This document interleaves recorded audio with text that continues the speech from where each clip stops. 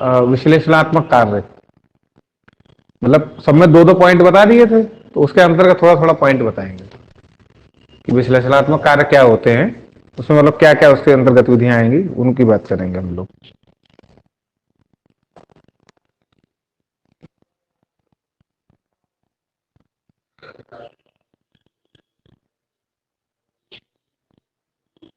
देखिए विश्लेषणात्मक कार्य के अंतर्गत निम्न बातें आएंगी।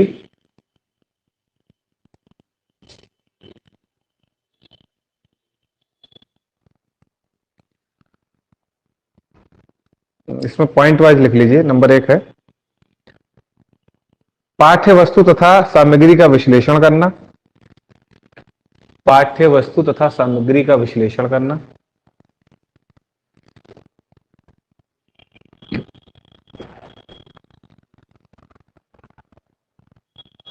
सेकंड पॉइंट है अधिगम संबंधी परिस्थितियों का विश्लेषण करना। अधिगम संबंधी परिस्थितियों का विश्लेषण करना, सेकंड पॉइंट।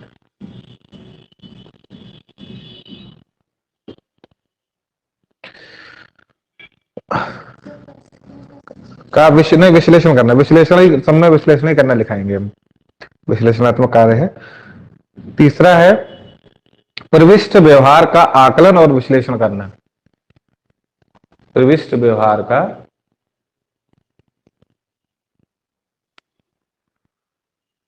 आकलन और विश्लेषण करना।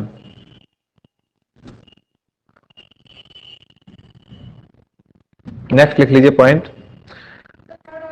हाँ, प्रविष्ट व्यवहार का आकलन और विश्लेषण करना।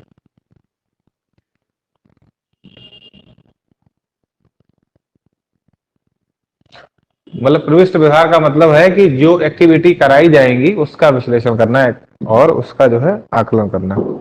अगला लिख लीजिए व्यक्तिक भिन्नता के आधार पर कार्य विश्लेषण करना। व्यक्तिक भिन्नता, इंडिविजुअल डिफरेंस, व्यक्तिक भिन्नता के आधार पर कार्य विश्लेषण करना।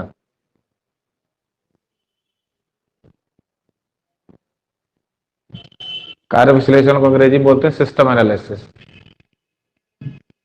सिस्टम एनालिसिस लिख सकते हैं according to individual difference. Next लिख लीजिए अनुकूल शिक्षण विधि। अनुकूल शिक्षण विधि कमा युक्ति, डिवाइसेस मतलब अनुकूल शिक्षण विधि, युक्ति, तकनीक, प्रतिमान, बल्कि अंग्रेजी में लिख लीजिएगा मॉडल। प्रतिमान, मॉडल को हिंदी में कहते हैं प्रतिमान।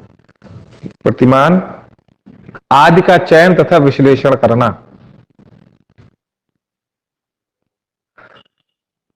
तो these are points come in analytical work. ठीक है, ये सारे बिंदु जो उसके अंतर्गत आ जाएंगे। इसके बाद अब आप लिख लीजिए निर्णय ग्रहण। ठीक है, स्ट्रक्चर आपका बना था कल, बस हम लोग उसके अंतर्गत दो दो तीन तीन पॉइंट।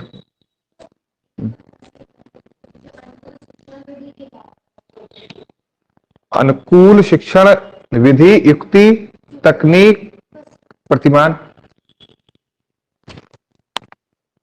देखो प्रतिमान का मतलब वही मॉडल हो गया। मॉडल वगैरह जो बना के आप ले जाएंगे, भाई ये तो आपको पहले डिसाइड करना पड़ेगा ना। आप टीचिंग करने जाते हैं तो पहले से ही उसमें कोई चार्ट की जरूरत पड़ेगी, मॉडल पड़ेगी या कोई वस्तु की पड़ेगी। भाई आप मान लो सपोज दैट मैथमेटिक्स में आप घन पढ़ा रहे हैं, तो आप बच्चे को कितना भी इसमें बना के बताओगे इसी से करके, लेकिन नहीं समझ में आएगा। आप सीधे सीधे एक कोई बॉक्स वगैरह लिए जाइए, तो वही प्रतिमान हो गया। युक्ति का मतलब होता है कि किसी भी युक्ति का मतलब वैसे तो जोड़ना है। डिवाइसेस का मतलब जोड़ना है। तो उस जोड़ने के लिए क्या क्या मतलब आप अपने टॉपिक को बच्चों तक पहुंचाने के लिए उसको किस तरीके से जोड़ते हैं, आपकी कौन सी टेक्निक है, वो उसी को युक्ति बोलते हैं। और तकनीक का मतलब बताया था कि तकनीक जो है वो, तकनीक में दो चीजें आ जाती हैं। बताओ क्या बताया था तकनीक, कौन कौन तकनीक को कैसे दो तरीके से कहते हैं, बताओ। तकनीक जो शिक्षण की जो तकनीक होती है, मतलब वो दो तरीके, एक तो हमने बताया कि शिक्षा में तकनीकी, और एक शिक्षा की तकनीकी। ठीक है, तो शिक्षा में तकनीकी और शिक्षा की तकनीकी। शिक्षा में तकनीकी है कि जो ओवरहेड प्रोजेक्टर का, कंप्यूटर का, वर्चुअल क्लासेस क्लासेस का, ठीक है, सीडी का, टेलीविजन का, यूट्यूब का, जो भी मतलब जो भी टेक्नोलॉजी के माध्यम से पढ़ाई कराते हो, मतलब ये भी टेक्नोलॉजी, ये बोर्ड है, ये भी टेक्नोलॉजी है कि हम आपको बोल रहे हैं तो बोलने बोलने में नहीं समझ में आ रहा, लेकिन अगर हमने इसमें बना दिया स्ट्रक्चर वगैरह तो थोड़ा समझ आ रहा, तो ये भी टेक्नोलॉजी, ये भी वही टेक्नोलॉजी है। टेक्नोलॉजी का मतलब केवल वर्चुअल या केवल ऑनलाइन या केवल कंप्यूटर से नहीं है। टेक्नोलॉजी कुछ भी हो सकती है टेक्नोलॉजी। और एक होती है शिक्षा की, ये तो शिक्षा में तकनीकी हो गई। शिक्षा की तकनीकी, शिक्षा की तकनीकी की जो बात है वो ये है कि पढ़ाने का तरीका बहुत से लोगों का बहुत रोचक होता है, हंसी मजाक करते हैं बीच में, या मतलब कुछ ना कुछ ऐसा करेंगे बहुत रोचक ढंग से, उदाहरण उदाहरण से बहुत सारे उदाहरण देके आगे बढ़ेंगे, तो वही तकनीक, उसी को बोलते हैं शिक्षा की तकनीकी। ठीक है, शिक्षा में तकनीकी तो आसान चीज, शिक्षा की तकनीकी जो है वो, उसके लिए कोई मॉडल उनकी जरूरत नहीं होती, वो पढ़ाने का तरीका होता है अपना अपना, उस तकनीक की बात है ये। तो इसका चयन करना पहले से, क्या यूज करा जाएगा, इसमें लिख लीजिए नंबर 1 पॉइंट, उसमें निर्णय ग्रहण में, मतलब निर्णय ग्रहण से संबंधित निम्न कार्य आते हैं, ऐसे लिख लीजिए या डायरेक्ट लिख लीजिए। पहला पॉइंट है शिक्षण उद्देश्यों का निर्धारण करना। शिक्षण उद्देश्यों का निर्धारण करना। इसके बाद है पाठ्य वस्तु के विन्यास का क्रम सुनिश्चित करना। पाठ्य वस्तु के विन्यास का क्रम सुनिश्चित करना।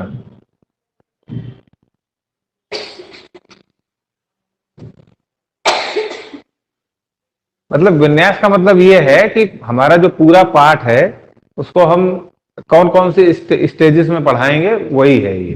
ठीक है, कैसे कैसे हम पढ़ाएंगे। हम पहले हाइड्रोजन पढ़ाने जा रहे हैं तो हम हाइड्रोजन का पहले इतिहास बताएंगे, फिर उसकी उत्पत्ति बताएंगे, फिर उसने किसने खोजा था ये बताएंगे, उसके गुण क्या होते हैं। तो ये सारी चीजें जो है मतलब विन्यास हो जाएगा। नेक्स्ट है उपयुक्त तथा अनुकूलतम शिक्षण विधि।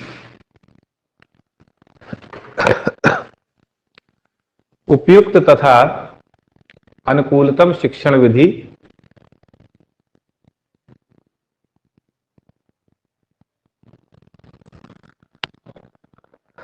तकनीक, युक्ति, सामग्री आदि का चयन तथा निर्धारण करना। आदि का चयन तथा निर्धारण करना।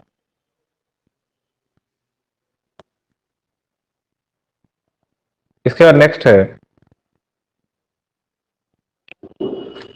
प्रयोग हेतु आवश्यक शिक्षण कौशलों। प्रयोग हेतु आवश्यक शिक्षण कौशलों का निर्धारण करना। हम लोग ब्रेक ले लेंगे, बात अगर ये पॉइंट वाले लिख लीजिए, फिर एक देख लेंगे, अगर कोई चीज जिसमें लग रहा हो कोई शब्द नहीं समझ में आ रहा है लाइन, तो हम लोग उस पर चर्चा कर लेंगे। नेक्स्ट है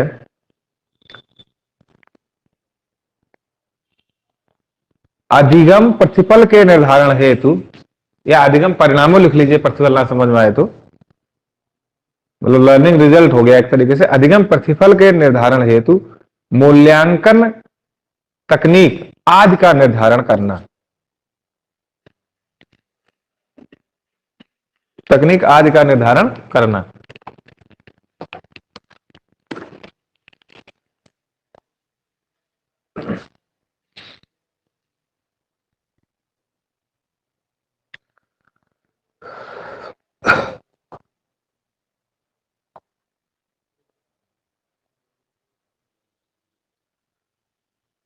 तो ये हो गया आपके। इसके बाद हम लोग अभी मतलब प्री एक्टिव फेज ही पढ़ रहे हैं, तो इसमें प्री एक्टिव फेज इसमें नोट करके लिख लीजिए कि शिक्षण पूर्व चरण में निम्नलिखित बातें आती हैं। एक दो पॉइंट वो बता दी, अब इसमें जनरल थोड़ा सा बता दें। शिक्षण पूर्व चरण में या pre active phase of teaching में निम्नलिखित बातें आती हैं। जब हम आपसे बोलते हैं पहला पॉइंट दूसरा पॉइंट, तो आप लोगों का तरीका हमें लगा जनरली यही होता होगा, ऐसे लिखते होंगे 1 2 3, ठीक है। इसको चेंज कर दीजिए, थोड़ा सा कोचिंग का सिस्टम थोड़ा सा अलग होता है, इसको ऐसे लिखा करिए, एरो बना लिया करिए ऐसे, ठीक है। एरो बना लीजिए या ऐसे बना लीजिए, वैसे ये एरो का सबसे अच्छा सिस्टम रहता है। तो वो थोड़ा सा लगता है कि हाँ एनालिटिकली हमने लिखा है। एक्चुअली में यही एनालिसिस है, जो हम लोग पॉइंट वाइज चीजों को जो पढ़ते हैं ये एनालिसिस है, और जब उसी को एक पैराग्राफ में कर देते हैं तो ये आपका संश्लेषण। बहुत मतलब अच्छा उदाहरण है ये। आप लिखते हैं ना कोई बात को लेकर, इसके निम्नलिखित चीजें हो सकती हैं, निम्नलिखित तथ्य इसमें आते हैं, ऐसे करके 1 2 3 4 पॉइंट लिख देते हैं आप। तो ये पॉइंट अलग अलग आपने कर दिए, ये एनालिसिस, और इसी को जब आप एक पैराग्राफ दो पैराग्राफ कर देते तो ये संश्लेषण हो गया, विधि भी हो जाएगी आपकी। पहला पॉइंट लिखिए इसमें, शिक्षण के पूर्व सक्रिय चरण में शिक्षण की योजना बनाई जाती है। शिक्षण के पूर्व सक्रिय चरण में शिक्षण की योजना बनाई जाती है।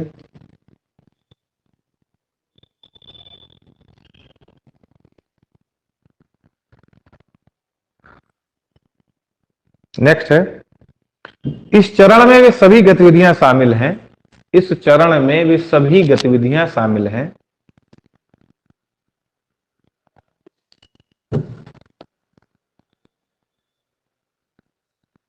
जो एक कक्ष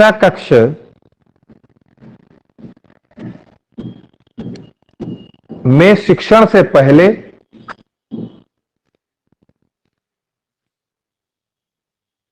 कक्ष में शिक्षण से पहले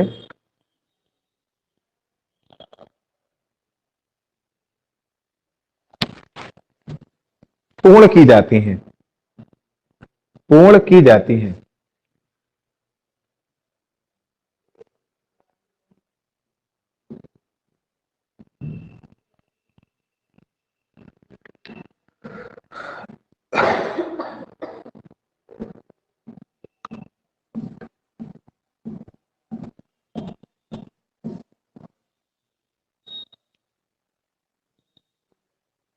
नेक्स्ट लिख लीजिए इसमें, इसमें पाठ्य योजना का निर्माण, इसमें पाठ्य योजना का निर्माण,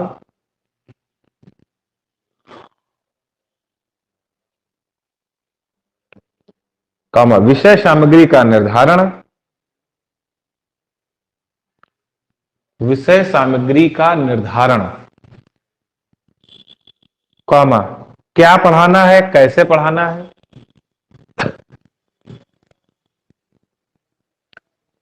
क्या पढ़ाना है, कॉमा कैसे पढ़ाना है, और कितने समय में पढ़ाना है का निर्धारण। Preparation of lesson plan, determination of subject material, determining what to teach, how to teach and how much time। विषय सामग्री का निर्धारण, क्या पढ़ाना, कैसे पढ़ाना और कितने समय में पढ़ाना का निर्धारण।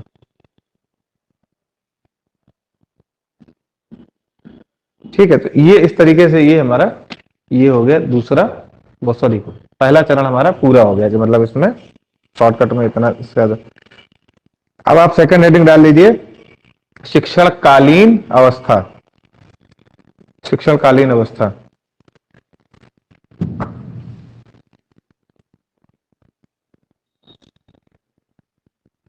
मतलब पहले वाली हमारी शिक्षण पूर्व अवस्था थी, उसी के 2 पॉइंट बताए थे, और ये है हमारा शिक्षण कालीन अवस्था, या इसी को हम लोग बोलेंगे इंटरेक्टिव फेज। लिख लीजिए जरूर आप, इंटरेक्टिव फेज, या इसी को बोलेंगे हम लोग इंप्लीमेंटेशन स्टेज। सारे सिनोनिमी है, शिक्षण कालीन अवस्था या अंतरक्रियात्मक अवस्था, ठीक है, या संप्रेषणात्मक अवस्था बोल सकते हैं, या इंटरेक्टिव फेज अंग्रेजी में, और या फिर इंप्लीमेंटेशन स्टेज, एक ही बात हो जाएगी। तो इसमें शायद हम लोगों ने चर्चा करी थी, इसमें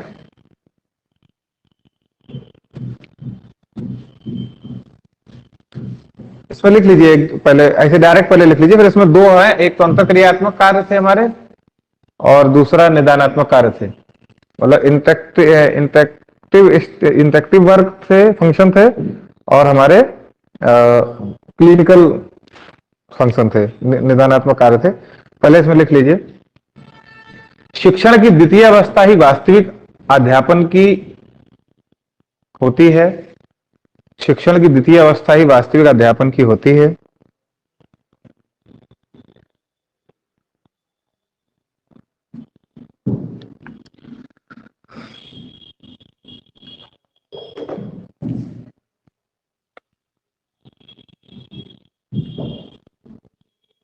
नेक्स्ट पॉइंट लिख लीजिए इसमें,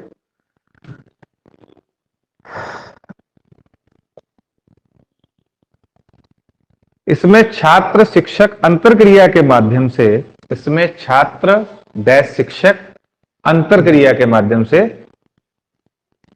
अब अंग्रेजी किसी हिंदी शब्द ना आए, समझ में आए, अंग्रेजी में बता देंगे आपको, ठीक है। वैसे अंतरक्रिया मतलब वो इंट्रक्शन हो जाएगा। अंतरक्रिया के माध्यम से अधिगम को विकसित करने के लिए प्रयास करते हैं। अधिगम को विकसित करने के लिए प्रयास करते हैं।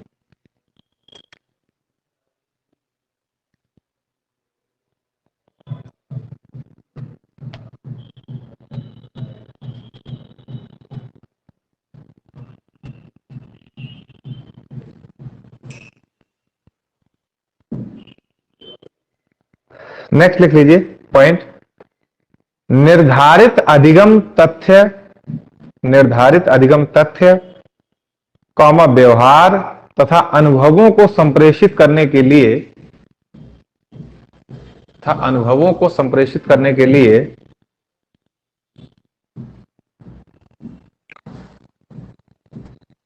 उनका तार्किक क्रम से प्रस्तुतिकरण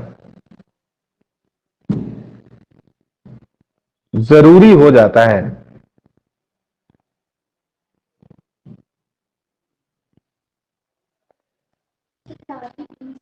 प्रस्तुतिकरण जरूरी हो जाता है।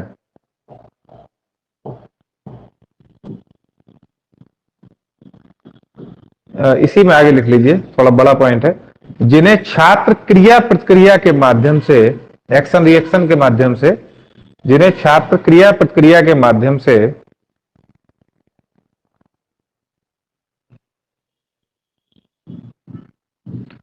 अस्पष्ट बिंदुओं के बारे में पुनः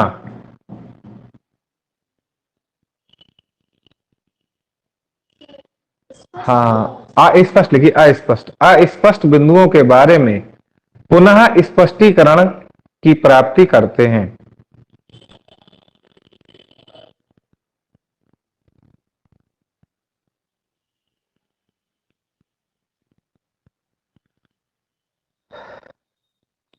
इसे क्या बोला, अच्छा, पुनः स्पष्टीकरण की प्राप्ति करते हैं। अगला पॉइंट लिख लीजिए, इस भाग को दो वर्गों में विभाजित किया जा सकता है, और डैश लगा के लिख लीजिए, रोमन अंक में नंबर 1 लिख लीजिए अंतःक्रियात्मक कार्य, और सेकंड लिख लीजिए निदानात्मक कार्य, जो हम लोगों ने ऊपर पढ़ा था, अंतःक्रियात्मक कार्य और दूसरा निदानात्मक कार्य।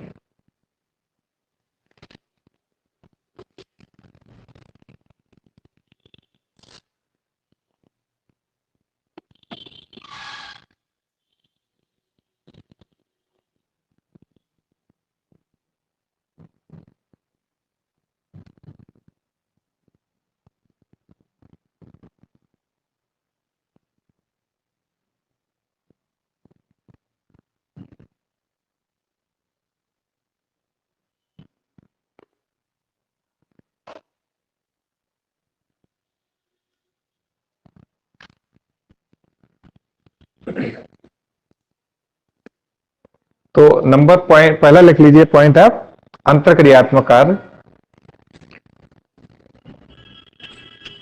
मतलब ये अंतरक्रियात्मक कार्य यही मेन स्टेज है हमारी टीचिंग की, अंतरक्रियात्मक कार्य में, ठीक है। तो ये हमारा इंपॉर्टेंट भी है, इसको हम थोड़ा सा नोट कर लें इसमें। इसमें लिख लीजिए पहला पॉइंट, इसके अंतर्गत छात्र अध्यापकीय क्रिया प्रतिक्रियात्मक सभी कार्य निहित होते हैं। छात्र डैश अध्यापक कॉमा क्रिया डैश प्रतिक्रियात्मक सभी कार्य निहित होते हैं। प्रतिक्रियात्मक सभी कार्य निहित होते हैं।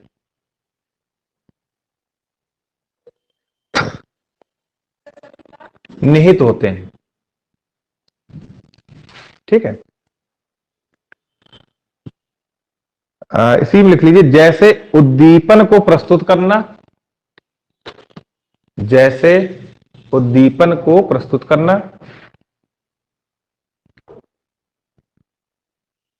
ये हम वैसे बता चुके हैं लेकिन फिर हम फिर से बता देंगे, पहले इसको पूरा नोट कर लीजिए लाइन। कॉमा प्रतिक्रिया या अनुक्रिया हेतु प्रेरणा तथा पुनर्वलन का प्रयोग करना। प्रतिक्रिया या अनुक्रिया हेतु प्रेरणा तथा पुनर्वलन का प्रयोग करना। प्रेरणा तथा पुनर्वलन का प्रयोग करना।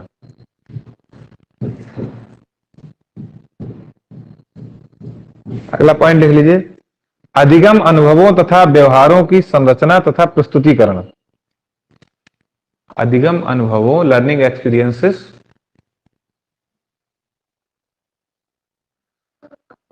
अधिगम अनुभवों तथा व्यवहारों की संरचना तथा प्रस्तुतिकरण, मतलब ये कार्य होते हैं इसमें अंतःक्रियात्मक में।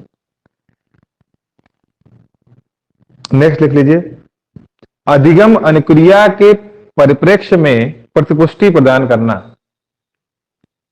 हम सारे वर्ड बहुत अच्छे से आपको समझा देंगे, अभी आप पहले नोट कर लीजिए। प्रस्तुतिकरण, इसके बाद है अधिगम अनुक्रिया के परिप्रेक्ष्य में प्रतिपुष्टि प्रदान करना, मतलब इस अंग्रेजी में हो जाएगा given feedback in perspective of learning reaction. इसके बाद एक और लिख लीजिए, लास्ट है given feedback in perspective of learning reaction. प्रतिपुष्टि का मतलब हो जाएगा फीडबैक, परिप्रेक्ष्य पर्सपेक्टिव हो जाएगा, ठीक है। अधिगम अनुक्रिया मतलब लर्निंग रिएक्शन हो जाएगा। एक और लिख लीजिए, इसी में लास्ट है पॉइंट, सफल अधिगम परिणाम का दृढ़ीकरण करना, मतलब रिवीजन करा के या किसी भी तरीके से अगर उसको स्थायी करना बिल्कुल मजबूती से। इसमें अंतःक्रियात्मक देखिए कोई वर्ड नहीं है, अगर समझ में आ रहा, दोनों लोग पढ़िए यार, उसमें ये देखो कि कोई वर्ड ऐसा है जो वर्ड या कोई सेंटेंस ना समझ, कोई थोड़ा ज्यादा शुद्ध हिंदी में है। अंतःक्रियात्मक वाला देखिए,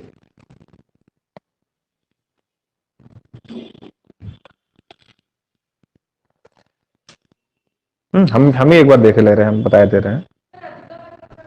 अधिगम को अंग्रेजी लिख लीजिए लर्निंग, सीखना, तो आप ही का शब्द है। लर्निंग साइकोलॉजी का टर्म है।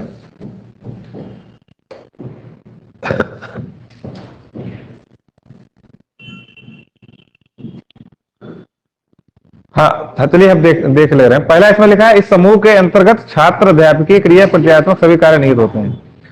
मतलब छात्र के कार्य, छात्र को मालूम हमें क्या क्या प्रश्न पूछना है क्लास में जाके, या क्या याद करके आना है। भाई छात्र क्रिया ये हो गई, भाई बच्चे को होमवर्क दिया गया, एक दिन पहले वो तैयार करके आया, माइंड में कब करे वो बैठा है, पूछा जाएगा हमसे, या उससे कहा गया कल ये वाला चैप्टर पढ़ाएंगे, पढ़ के आना। तो छात्र इसके लिए तैयार बैठा है। शिक्षक क्या करेगा, शिक्षक क्रिया करेगा, और छात्र क्या करेगा, छात्र प्रतिक्रिया करेगा। तो छात्र प्रतिक्रिया करेगा तो शिक्षक उस प्रतिक्रिया के लिए कुछ करेगा, तो वो अनुक्रिया करेगा। क्रिया प्रतिक्रिया अनुक्रिया, फिर नए सिरे से फिर क्रिया प्रतिक्रिया अनुक्रिया, इस तरीके से चलेगा। वही सारे शब्द इसमें लिखे हुए हैं। तो पहला इसमें पॉइंट है, छात्र अध्यापकीय क्रिया प्रतिक्रियात्मक सभी कार्य निहित होते हैं। मतलब छात्र क्या करेगा, आपने देखा होगा उसमें लेसन प्लान में, जैसे आप भी यूट्यूब पे एक बार डालना, मतलब how to make lesson plan डालना उसमें, तो उसमें लेसन प्लान में देखा होगा छात्र क्रिया अध्यापक क्रिया, छात्र क्रिया अध्यापक क्रिया। छात्र क्या, शिक्षक क्या करेगा, शिक्षक प्रश्न पूछेगा, छात्र उत्तर देगा, हम अंदाजे से लिखेंगे उसका उत्तर, फिर हम कुछ बताएंगे उसमें, फिर हम कुछ उसको दिखाएंगे, कुछ करेंगे। तो ये सारी चीजें जो है मतलब ये अंतःक्रियात्मक, भाई अंतःक्रियात्मक हमने डिसीजन लिया था कहां पे, निर्णय ग्रहण किया था, हमने विश्लेषण किया था कहां, पहली स्टेज में, प्री फेज ऑफ टीचिंग में। इसमें हम क्या करें, इसमें हम इम्प्लीफिकेशन कर रहे हैं, इसमें वास्तव में वैसा होगा। हमने हमने हमने मान लो पूछा कि पृथ्वी का आकार कैसा है, तो हमने उत्तर उसमें लिख दिया कि पृथ्वी का आकार गोल है या अंडाकार है या दीर्घवृत्ताकार है या प्रसभ्याकार है, हमने अपने साथ लिख दिया। तो लेकिन ये जरूरी थोड़ी ना कि बच्चा वही आंसर देगा, तो हम लोग तो अपना बना के ले जाएंगे। तो हमारी प्री जो पहली टीचिंग के पहले जो तैयारी है उसमें हम संभावित लेके चीजें जाएंगे, और उसके बाद वहां होती है तो ठीक है, नहीं तो चलेंगे उसी के अराउंड आसपास। खूब ऐसा नहीं हो सकता कि सोचो कि हम जैसा सोच गए बच्चा वही आंसर देगा, ये जरूरी नहीं। वो आंसर कुछ और दे सकता है, हो सकता है आंसर बजाय वो कोई दूसरा प्रश्न पूछ दे और चक्कर में डाल दे कि मतलब क्या क्या चल रहा था, कहां से कहां पहुंच गए। हमें मालूम है हमें वो नहीं पढ़ाना है, लेकिन बच्चा स्टूडेंट तो जिज्ञासु होता है, क्यूरियोसिटी उसके अंदर होती है, वो क्या, फिर क्यों, फिर कैसे, ये तो उसके अंदर होता ही है। तो ये प्लान केवल करके जाया जाता है। तो ये छात्र क्रिया प्रत्यात्मक सभी कार्य निहित होते हैं।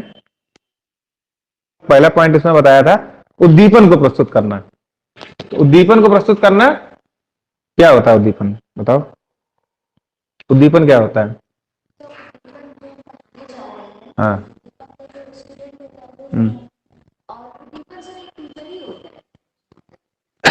वो चीज नहीं, वो तो मतलब ब्रॉड लेवल बात होगी, वो चीज नहीं कह रहे। उद्दीपन पावलोव की थ्योरी पढ़ी है, क्या होता है उसमें, उसका सिद्धांत का नाम क्या है पावलोव के?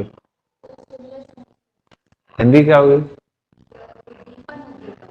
उद्दीपन अनुक्रिया, रिस्पॉन्स का मतलब होता है अनुक्रिया। भाई हमने हमने बोला ना कि क्रिया की प्रतिक्रिया होती है, हमने कोई क्वेश्चन पूछा या कोई बात कही तो आप रिस्पॉन्स देंगे ना, उस पर रिस्पॉन्स देंगे। अब रिस्पॉन्स का हम बताएंगे तो हम रिएक्शन उसकी करेंगे, अनुक्रिया करेंगे, बताएंगे कि नहीं ये गलत है कि सही है, फिर नए सिरे से चलेंगे। तो उसके कुत्ते उसमें कुत्ते के प्रयोग में क्या था कि जब कुत्ते को जो भोजन दिया जाता था तो उससे ठीक पहले घंटी बजा दी जाती थी, या कुत्ते को भोजन दिया जाता था तो उससे पहले घंटी की बात, तो बाद जब प्रयोग किया गया तब घंटी की बात आई, या उसके जो पैरों के जो आवाज आती थी इस तरीके से, तो वो सुन के ही उसके मुंह में लार आ जाती थी, जबकि लार तो भोजन देख के आना चाहिए। लेकिन ये उद्दीपक क्या होगा, उद्दीपक हो गई घंटी बजाना या उसके पैरों की पदचाप हो गई। तो इसी तरीके से उद्दीपक का मतलब ये है, क्लास में जब आप पढ़ाने जाएं तो कोई मॉडल चार्ट है, कोई भी ऐसी चीज लेके जाएं तो वो उसको कपड़े से ढक के रख दें या कुछ कर दें, तो वो बच्चा जब तक पढ़ रहा उसके दिमाग में तब तक जिज्ञासा, तो ये उद्दीपक है। मतलब वो जो मॉडल है चार्ट कोई चीज है तो वो उद्दीपक है कि जब हम बच्चे को पढ़ा रहे हैं और पढ़ाते पढ़ाते अचानक से उसकी जैसे जरूरत पड़ी तो अचानक उसको जब प्रस्तुत किया जाएगा तो बच्चे के ज्ञान और जो उसका मतलब स्मृति पे उसकी छाप बिल्कुल स्थायी हो जाएगी। ये उद्दीपन होता है, ठीक है, ये उद्दीपन होता है। मतलब उद्दीपन जैसे कि उद्दीपन हम और क्या बताएं, जैसे कि आप किसी दुकान पे जाते हैं तो वो कुछ कोई जो उसकी चीज नहीं बिक रही होती उसी को दिखाता है, यही ट्रेंड चल रहा है और यही बहुत अच्छा फैब्रिक है और ये ले लो, यही बहुत ट्रेंड आ रहा है, ये बहुत अच्छा लग रहा है। तो ये उद्दीपन मतलब अब आपका दिमाग का वो होता है, उसमें ब्रेन वॉश होता है, लगता नहीं नहीं यही सही है, यही सब कुछ सही है। उद्दीपन का मतलब ऑफर होते हैं कि आप क्रेडिट कार्ड ले लो तो ये ऑफर मिलेगा, ये ऑफर मिलेगा, कि आप अगर 400 तक की अगर आप शॉपिंग 300 रुपए करनी, लेकिन अगर आप 500 की कर लोगे तो आपको 10 रुपए का कोई सामान मिल जाएगा, 1000 तक की कर लोगे तो 50 रुपए का कोई सामान मिल जाएगा, 5000 कर लोगे तो 1 किलो चीनी फ्री मिल जाएगी। तो वो जो लिखा हुआ है ना चीनी फ्री मिल जाएगी, वो उद्दीपन है, वो उद्दीपन काम कर रहा है। उन्हें मालूम है कि हम तुम 2000 रुपए ज्यादा खरीदोगे, हमको तो 500 रुपए दे के जाओगे। तो उद्दीपन का मतलब है कि आपके मन की प्रवृत्ति को तीव्र करना है उसके प्रति, ऐसा कोई कार्य उद्दीपन होता है, ठीक है। मतलब जो हम लोग अपनी जनरल भाषा में जिसको जैसे बटरिंग करना या कुछ भी मक्खन मालिश करना कुछ भी ऐसे कहते हैं, वो भी उद्दीपन ही है कि अपना काम करवाने के लिए किसी को कुछ करना भी ये उद्दीपन मतलब उद्दीपित करना हो गया। बाकी उद्दीपक अनुक्रिया सिद्धांत है, आप लोग साइकोलॉजी के हैं, आप एजुकेशन के हैं, आप लोगों के तो ये तो पूरे लर्निंग थ्योरीज में है, पूरा आप इसको पढ़ सकते हैं। अब वो अगर पढ़ ले, अगर वो पढ़ा हुआ है या पढ़ सकते हैं तो अपने आप ही समझ में आ जाएगा। ये समझ लीजिए टीचिंग, अगर हम लोग अगर एप्टीट्यूड अगर पढ़ रहे हैं तो आप लोग अधिगम के जो सिद्धांत है वो जरूर पढ़ लीजिए। पोलर का पढ़ लीजिए और स्किनर का पढ़ लीजिए, थॉर्नडाइक का पढ़ लीजिए, पावलोव का पढ़ लीजिए, थॉर्नडाइक के सीखने के नियम पढ़ लीजिए, मुख्य नियम पढ़ लीजिए, गौड़ नियम कर लीजिए। भाई अगर ये हमें सारी चीजें अगर पता है तो हमारी टीचिंग एप्टीट्यूड तो हमारा ऑटोमेटिक सही हो जाएगा, बचा उसमें क्या। और दूसरा थोड़ा सा वो पढ़ लीजिए उसको आप, वो आप लोगों के काम आएगा। चलो खैर आपका तो बीएड है नहीं, बीएड आप कर रहे हो, आप बीएड कर रहे हो तो खैर एक अच्छी चीज है। तो सीटेट वगैरह आप भी दोगे, ठीक है, सीटेट आपका हो क्वालिफाई होगा दोनों। हाँ तो सीटेट है तो अच्छा है। तो सीटेट वगैरह में ये जो एनसीएफ 2005 वाला है, हालांकि एनसीएफ 2005 तो बहुत पुराना हो गया है, अभी तो नई शिक्षा नीति आई है, तो उसको भी थोड़ा सा यूट्यूब पे एक दो वीडियो देखेंगे तो समझ में आएगा कि हाँ ज्ञान को, वो लोग कहते हैं कि ज्ञान को जो है मतलब वो रटंत वाला मतलब ना बनाया जाए, ज्ञान को जो है जीवन से संबंधित किया जाए, दृष्टांत से संबंधित किया जाए, उदाहरण से समझाया जाए, मतलब ज्ञान ऐसा हो, ज्ञान मतलब रटने में जोड़ ना दिया जाए, मतलब कोई एक्टिविटी बेस्ड लर्निंग हो। जो सीबीएसई का पैटर्न है, सीबीएसई का जो पैटर्न, सीबीएसई के पैटर्न में एक्टिविटी बेस्ड लर्निंग की बात होती है, मतलब क्रियाशीलता का सिद्धांत इसको बोल सकते हैं।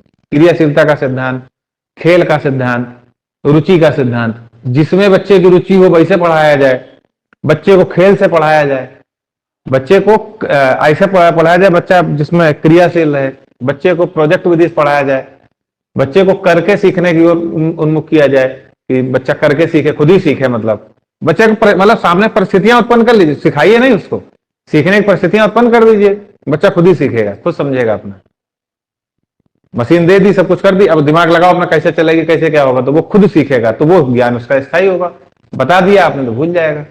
तो ये इस टाइप की बात 2005 वाले एनसीएफ में हुई है। और सीबीएसई का जो, आईसीएसई का नहीं है, यूपी का नहीं, लेकिन सीबीएसई का पैटर्न जरूर एक्टिविटी बेस्ड लर्निंग हो गया। जो लोग उसमें पढ़ाते हैं केंद्रीय विद्यालयों में, तो उनको रोज कोई ना कोई एक्टिविटी बनानी पड़ती है, देखा होगा क्लास में कैसे पढ़ाना है। और देखो सीटेट का जो पेपर आता है, सीटेट आपको भी देना, उसको पेपर आता है, उसमें कितने बड़े बड़े क्वेश्चन लिखा और ज्यादातर ऐसे लिखे होते हैं। एक शिक्षिका क्लास में गई तो उसने ये एक्टिविटी करी, ऐसे करी, तो क्या फर्क पड़ेगा। तो क्वेश्चन बहुत बड़े बड़े होते हैं, वो उसके आंसर बहुत बड़े बड़े होते हैं, क्वेश्चन छोटे होते हैं, आंसर उसके चार चार बहुत बड़े बड़े लिखे होते हैं, तो वो इसी से संबंधित होते हैं सब। तो दीपन हो गया। इसके बाद था प्रतिक्रिया या अनुक्रिया हेतु प्रेरणा तथा पुनर्वलन का प्रयोग। तो प्रेरणा का मतलब जो है बच्चे को मोटिवेट करना, मतलब प्रोत्साहित करना किसी चीज के लिए। और मोटिवेशन का ही एक रूप जो है वो पुनर्वलन है, रिफोर्समेंट। पुनर्वलन को किस तरीके से करेंगे हम बता रहे हैं। हम लोग छोटे लेवल पे हम बच्चे को क्वेश्चन पूछ रहे हैं, हमने छोटे लेवल पे बच्चों के लिए टॉफियां लेके रख ली, जैसे उसने आंसर सही बताया हमने टॉफी दे दी।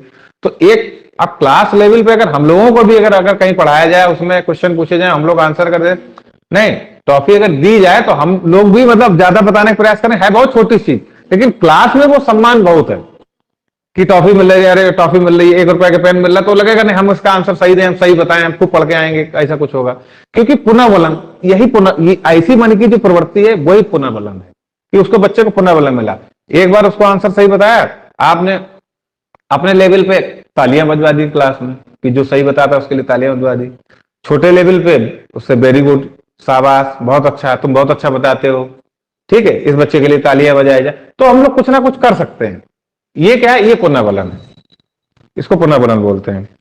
ठीक है, अंग्रेजी में तुम लिखना चाहोगे तो रिफोर्समेंट लिख सकते हो। पुनर्वलन हो गया। अधिगम अनुभवों तथा व्यवहारों की संरचना तथा प्रस्तुतिकरण। अधिगम अनुभवों का मतलब है कि अधिगम अनुभव तथा व्यवहारों की संरचना। अधिगम अनुभव का मतलब है कि किस तरीके से सिखाना है, किस तरीके से बताना है, और उसमें पढ़ाने वाले के क्या अनुभव रहे और बच्चों के क्या अनुभव रहे सीखने के, ये हम कर सकते हैं अधिगम अनुभव।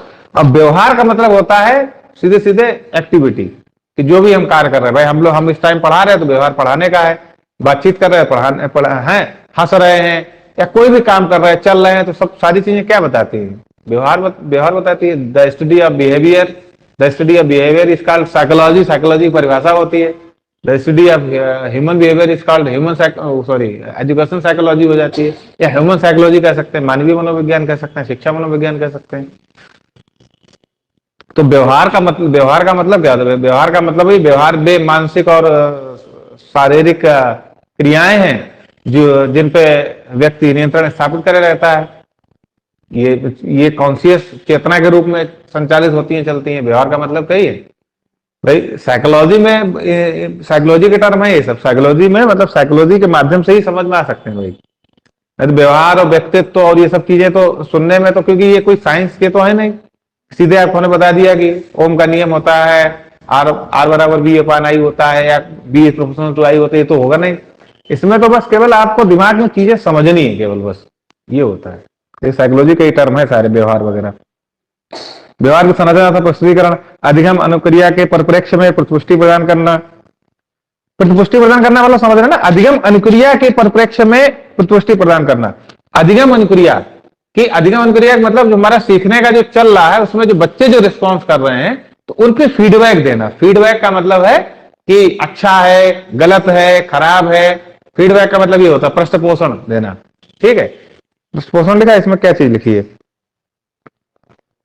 इसमें लिखा है प्रतिपुष्टि। ठीक है, प्रतिपुष्टि कह सकते हैं, पृष्ठ पोषण कह सकते हैं, अंग्रेजी में फीडबैक कह सकते हैं। तो फीडबैक शब्द से तो आप ऐसे भी समझ रहे होंगे। हम लोग कहते हैं कि नहीं हमारे टीचर्स ने फीडबैक सही नहीं दिया, एग्जाम में फीडबैक सही नहीं दिया, या इस पे थोड़ा सा फीडबैक दो। आप कोई पॉइंट हमने बात करी कि मैक्रो टीचिंग हम लोगों को क्लास में बतानी है, समझानी है, इसका फीडबैक दो। क्या मतलब, कैसे क्या होगा? कोई भी काम होता है तो हम लोग उसका फीडबैक मांगते हैं। हमारी क्लास चल रही है तो आपसे ये फीडबैक मांगा जा सकता है कि नहीं कि सर की क्लास कैसी है, क्या तू मतलब पढ़ाने का तरीका कैसा है, चीजें कैसी हैं, समझ में आया कि नहीं आया, क्या क्या आपको कैसा लगा। तो जो व्यक्ति पूछ रहा है वो क्या कर रहा है? वो फीडबैक ले रहा है। तो फीडबैक का कॉन्सेप्ट तो क्लियर होना चाहिए कम से कम कि फीडबैक होता क्या है। वो फीडबैक एक मूल्यांकन ही है। बस ये है कि फीडबैक तुरंत मूल्यांकन है, मतलब तुरंत तुरंत मतलब मूल्यांकन उसमें हो जाता है। फीडबैक का मतलब ये है, जैसे कि जो मैक्रो टीचिंग होती है, मैक्रो टीचिंग में हम लोग क्या करते हैं, मतलब टीचिंग की एक विधा है भाई। टीचिंग दो प्रकार की होती है।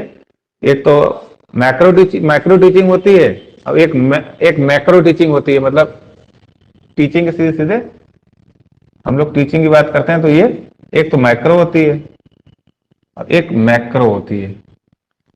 एक होती है सूक्ष्म, एक होती है बृहद। एक इसमें सूक्ष्म पाठ्य योजनाएं बनाई जाती है, इसमें पाठ्य योजनाएं बनाई जाती है, मतलब बड़ी पाठ्य योजनाएं बनाई जाती है। तो सूक्ष्म शिक्षण हम लोग जो करते हैं तो उस सूक्ष्म शिक्षण में सबसे पहले शिक्षण किया जाता है। शिक्षण के बाद फिर जो है उसमें आलोचना करी जाती है, प्रतिपुष्टि दी जाती है। उसके बाद फिर शिक्षण किया जाता है, फिर पुनः पाठ्य योजना बनाई जाती है। ऐसे एक क्रम चलता रहता है, पूरा सर्कुलेट होता रहता है। तो उसी में आप सबसे पहले गए, आपने पहले क्या किया, पहले पाठ बना लिया, पहला चरण वो हो गया। दूसरे चरण में आपने पढ़ा दिया, वो हो गया। तीसरे चरण में जो आपका जो ऑब्जर्वर है वो आलोचना लिखेगा, और साथ में जो बच्चे हैं साथ वाले जिनको आप पढ़ा रहे हो उनके सामने पूछा जाएगा कि इनका पढ़ाने का तरीका कैसा था। तो बच्चे बताएंगे और ऑब्जर्वर बताएगा खड़े होने का तरीका सही नहीं था, आवाज ठीक नहीं पीछे तक आ रही थी, आवाज स्पष्ट नहीं थी, बच्चे हिंदी मीडियम के अंग्रेजी के शब्दों का ज्यादा प्रयोग किया गया, बच्चे इंग्लिश मीडियम से हिंदी का ज्यादा प्रयोग किया गया, किताब पकड़ने का तरीका सही नहीं था, राइटिंग जो है सही है लेकिन लाइनें तिरछी जा रही हैं। तो ये सब चीजें जो बताई जा रही है, दीज ऑल आर फीडबैक। ठीक है ना? तो फीडबैक का कॉन्सेप्ट क्लियर हुआ होगा आपका। हमारा लिए मैक्रो टीचिंग में ही ज्यादा आता है। ठीक है, तो सफल अधिगम परिणाम का प्रतिफल का दृढ़ीकरण करना। दृढ़ीकरण करना का मतलब सफल अधिगम परिणाम जो हम सिखा रहे हैं वो हम जब बच्चों से क्वेश्चन पूछेंगे तो वो उनके आंसर अगर सही आ रहे हैं तो इसका मतलब बच्चों का ठीक है। तो हम थोड़ा सा और एक दो कठिन क्वेश्चन पूछ के और सबसे पूछ के दृढ़ीकरण मतलब उनका बिल्कुल स्थायी कर देंगे। ये भी समझ लीजिए कि क्लास में जब, हाँ पूछो, पहले कुछ पूछना हो तो।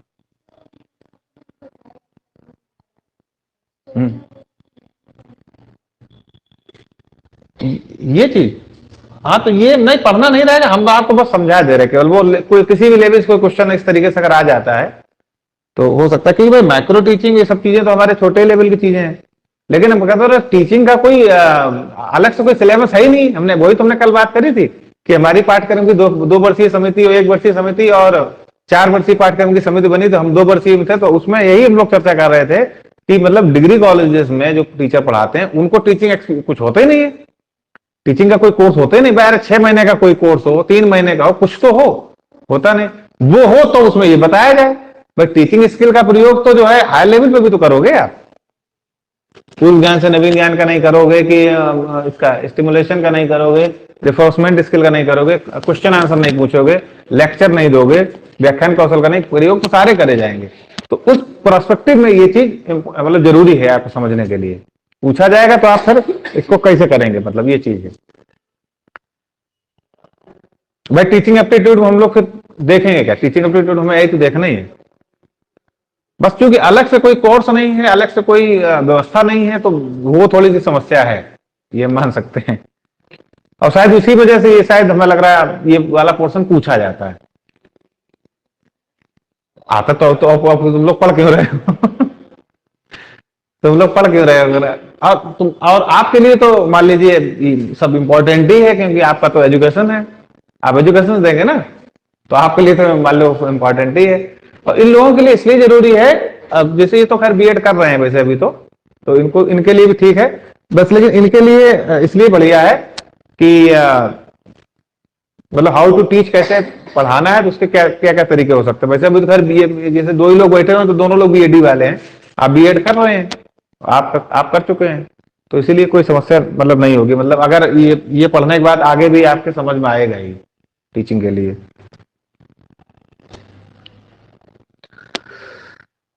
अब हेडिंग डाल दीजिए आप दूसरी वाली, निदानात्मक कार्य।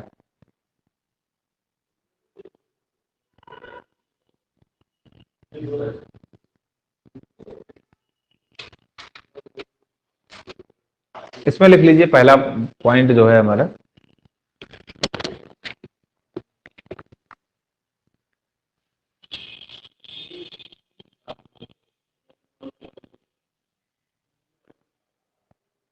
इसके अंतर्गत अधिगम काल में होने वाली कठिनाइयों तथा त्रुटियों,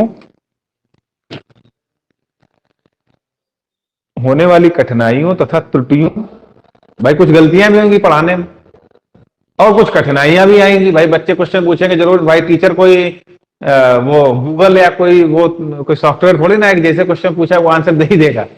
अच्छा, बच्चे विभिन्न बैकग्राउंड से आएंगे, विभिन्न भाषा भाषी, विभिन्न उसके होते हैं अलग अलग उसके, तो वो अपने कल्चर में कौन सा क्वेश्चन उसके उनके दिमाग में वो कैसे पूछ दें वो, तो उन कठिनाइयों और त्रुटियों की जो चीजें आएंगी, और बच्चों की भी कुछ त्रुटियां कठिनाइयां आएंगी। जैसे हमने आपको बताया कि हम भाई भाग पढ़ा रहे बच्चों को, लेकिन घटाना आते नहीं है, तो हमको ये कैसे पता चलेगा? तो इसके लिए वो निदानात्मक परीक्षण की जरूरत पड़ती है। किसी भी लेवल, मान लो भाषा पढ़ा रहे हैं, भाषा में हम लोग बात कर रहे हैं कि हम लोग कह रहे हैं कि कक्षा लिखो, तो बच्चा बोलता कक्षा है, लिखता कक्षा है, तो प्रोनाउंसिएशन का तो ये सब निदानात्मक में आएगा ना, क्योंकि बच्चा कह देता है कि हमने जीवन में पढ़ा ही है, हमारे टीचर ने कभी टोका ही नहीं है। एक भाई कक्षा बोलते हैं, लिखते कक्षा है, छात्र उसमें आते ही नहीं है। तो भाषा लेवल हो सकता है, इतिहास के लेवल हो सकता है, ज्योग्राफी हो सकता है, किसी भी लेवल कोई चीज हो सकती है कि जिंदगी भर हम पहले पढ़ते चले आए कि नहीं, जो है मतलब पहले था कि पहले ये धारणा थी कि नहीं सूर्य पृथ्वी के चक्कर लगाता है, फिर ये हुआ कि पृथ्वी, हाँ पृथ्वी सूर्य का चक्कर लगाती है, तो ये अलग अलग धारणाएं जो है मतलब ये चलती रही, और उसके बाद ये हुआ कि नहीं 9 ग्रह हैं। और हो सकता है कि अभी छोटे लेवल पे 9 ही ग्रह चलते हों। जो ग्रहों संख्या कितनी है इस टाइम बताओ, ग्रह कितने हैं बताओ? 8 है ना, तो वही हम कह रहे हैं। हाँ, तो ये भी पता होना चाहिए कि वो क्यों हटाया गया, ये आपको जानकारी होनी चाहिए।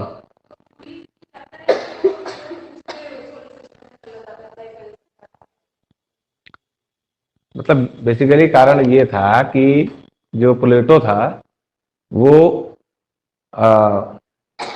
वरुण की कक्षा को काटता था, और ग्रह की परिभाषा जो निर्धारित करी गई, खगोल शास्त्रियों ने एक प्राग में एक सम्मेलन आयोजित किया 2006 में भूगोल वेदताओं ने। उसमें ये परिभाषा करी कि कोई भी ग्रह दूसरे ग्रह को कक्षा को काटना नहीं चाहिए। इसने ये काटना था तो है उसी जगह सब कुछ, ऐसा नहीं कि वो हट गया है तो उसको कहीं और, बस वो सब कुछ वही है। बस ये है कि ग्रह की परिभाषा जो नहीं हुई उसके हिसाब से किसी ग्रह की कक्षा को नहीं काटना, इसलिए काटता। तो ये भी आपको जानकारी होनी चाहिए। तो ये सब निदानात्मक वाली चीजें हो जाए। निदानात्मक लिख लीजिए। इसके अंतर्गत अधिगम काल में होने वाली कठिनाइयों तथा त्रुटियों का निरंतर प्रतिस्थापन के लिए प्रयास करने से संबंधित कार्यों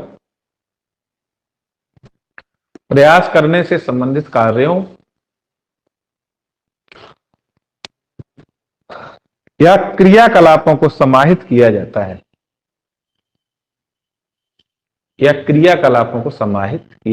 है, हाँ, प्रयास करने से संबंधित कार्यों या क्रियाकलापों को समाहित किया जाता है।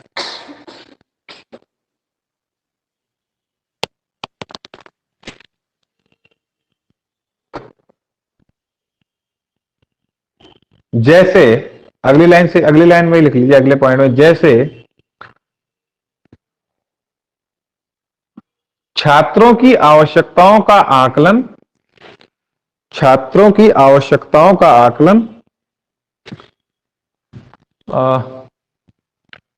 उनकी रुचियों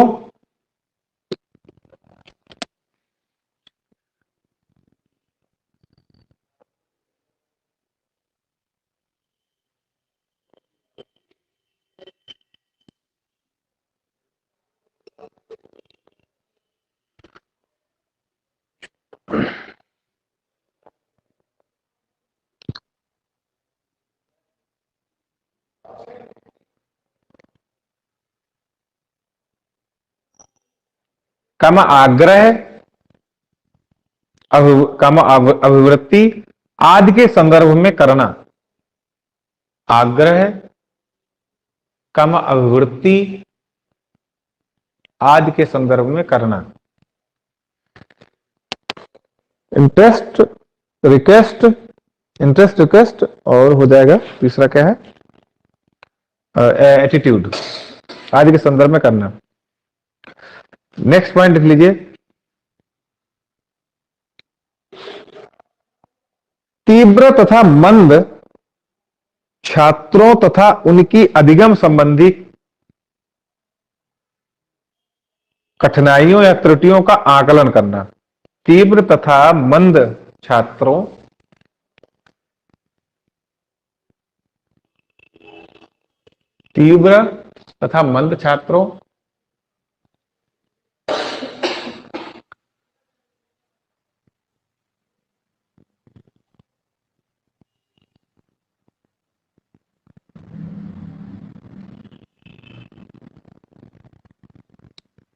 की अधिगम संबंधी कठिनाइयों या त्रुटियों का आकलन करना।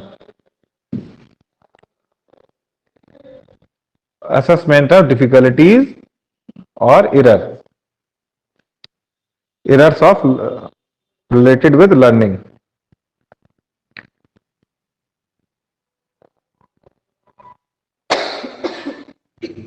अगला पॉइंट लिख लीजिए। अधिगम, हाँ, आकलन करना लिख लीजिए, पॉइंट पूरा हो जाए, आकलन करना।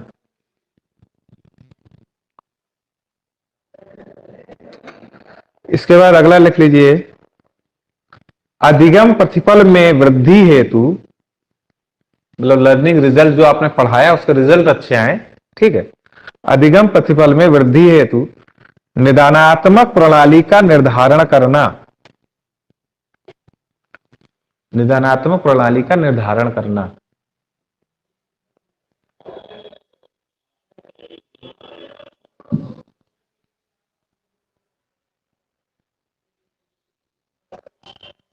मतलब कहने का मतलब है कि इंटेक्शनल स्टेज में, अंतरक्रियात्मक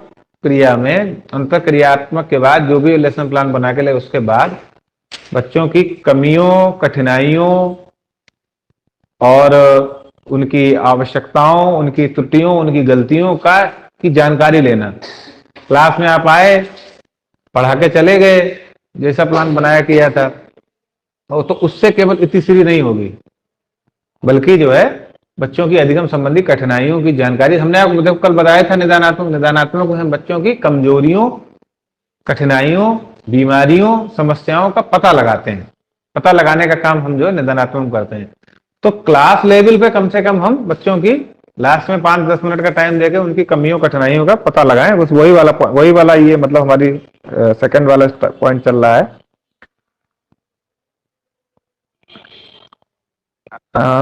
अगला लिख लीजिए, अधिगम कठिनाई के बिंदु तथा कारणों की पहचान करना। ये लिखा है? नहीं लिखा? ये लिखा होगा, अधिगम प्रतिफल में वृद्धि है तो निदानात्मक प्रणाली का निर्धारण करना। ठीक, अगला लिख लीजिए, अधिगम कठिनाई के बिंदु तथा कारणों की पहचान करना।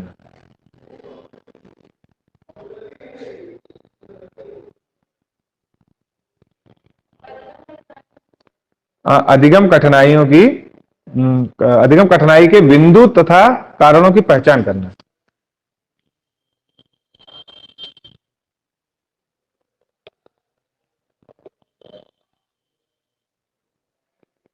जैसे हम आपसे पूछे अचानक से .1 इंटू 0.005 इज इक्वल टू कितना होगा? क्या बताएंगे? 0.1 इंटू 0.005 इज इक्वल टू क्या होगा? बताओ, ऐसे बताओ, ऑलरेडी बताओ, लिखने वाला थोड़ी ना है, इतना कठिन है ही नहीं जो लिखने वाला हूं।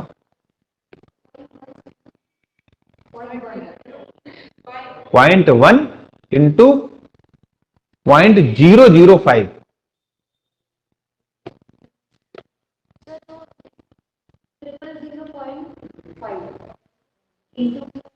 बताओ, 0.1 इंटू 0.005। अब इसमें प्रॉब्लम क्या आएगी? हमारा उद्देश्य ये पूछना नहीं है।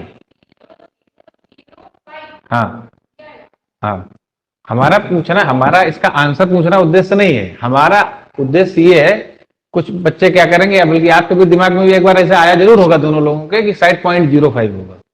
दिमाग में एक बार, मतलब आपके नहीं आया होगा, किसी के भी आ सकता है, क्योंकि ये अधिगम कठिनाई हो गई। तो निदानात्मक में दशमलव, जैसे कि हम इसमें उदाहरण के रूप में लिख सकते हैं, लिखाएंगे नहीं, आपको बता दिया, लिखाने की जरूरत सब नहीं है।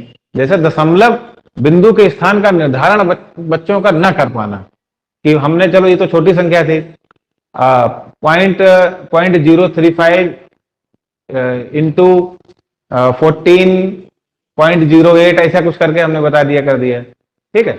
तो गुणा उड़ा हमने कर लिया, सब कर लिया, उसके बाद फिर दशमलव कहाँ लगेगा उसमें कंफ्यूजन हो रहा है। तो बच्चे की ये अधिगम कठिनाई है, यानी कि ये निदानात्मक कार्य है कि हमने ये जान लेना कि निदानात्मक कार्य क्या हुआ। बच्चे को दशमलव का गुणा तो वो कर ले रहा है, लेकिन उसे गुणा सही कर रहा है, लेकिन दशमलव का ज्ञान उससे सही नहीं है, ठीक है।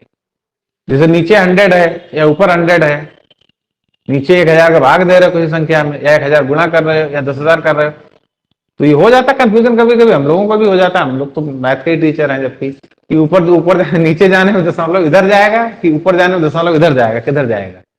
तो ये कठिनाई जो होती है, तो ये एक उदाहरण है। मतलब इस तरीके से, ऐसे भाषा में भी हो सकता है कि बच्चा बार बार जो है बड़ी की मात्रा को हमेशा छोटी ही मात्रा बनाता है। जब भी हम ऊ बोलते हैं तो हमेशा ओ ही लगाता है, क्योंकि उसके दिमाग में सेट है कि हम जिसको ऊ समझते हैं वो समझता है। तो कठिनाई किसी भी लेवल पे हो सकती है, और वो सारे सेंटेंस सारा उसका सब गलत हो जाता है उसके चक्कर में। या उसे अर्धविराम, अल्पविराम, पूर्ण विराम में अंतर ही नहीं पता, कब कामा लगाया जाता है, कब पूर्ण विराम लगाया जाता है, कब क्या किया जाता है। तो ये हो सकता है, मतलब हम लोगों किसी के साथ हो सकता है। तो ये जो है, ये निदानात्मक कठिनाई, मतलब ये कठिनाइयां, और उन कठिनाइयों को जानना ही निदानात्मक कार्य है। कहने का मतलब ये है कि हम कहाँ केवल टीचिंग, मतलब केवल यही समझते थे, बस टीचर आया, टीचर ने पढ़ा दिया, बच्चों ने पढ़ लिया, बच्चों ने कुछ क्वेश्चन पूछ लिए, फिर टीचर आया पढ़ा दिया, टीचिंग इतने समझते थे। लेकिन ये टीचिंग के ये हम निदानात्मक बात कर रहे हैं, ये निदानात्मक कार्य टीचिंग की दूसरी स्टेज में ही है, सेकंड फेज ऑफ टीचिंग में ही, एक्टिव फेज में ही है। मतलब शिक्षण पूर्व, मतलब पूर्व क्रिया और शिक्षण की जो अवस्था है, इंस्ट्रक्शन स्टेज, उसी में चलेगा, साथ ही में चलता है। टीचिंग तभी पूरी मानी जाएगी, बच्चों की कमियों का आपने जान लिया उनको, और उसके बाद फिर आप दूर तो करेंगे ही, मान लीजिए अगले अगले टर्म पे दूर करेंगे, जो भी करेंगे।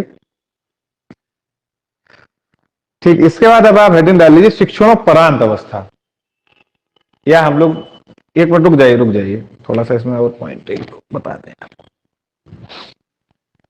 अभी रुक जाइए, इसमें नोट करके लिख लीजिए।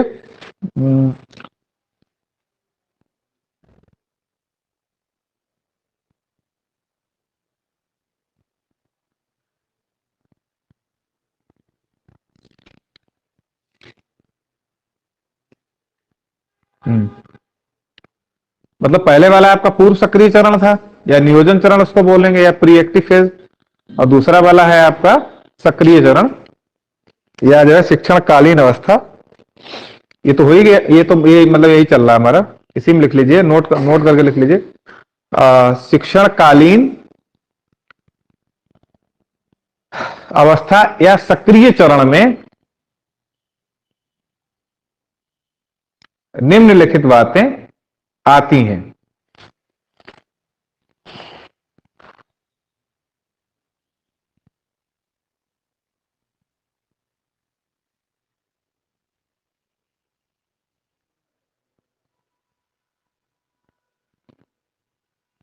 इस चरण में योजना का निष्पादन शामिल है।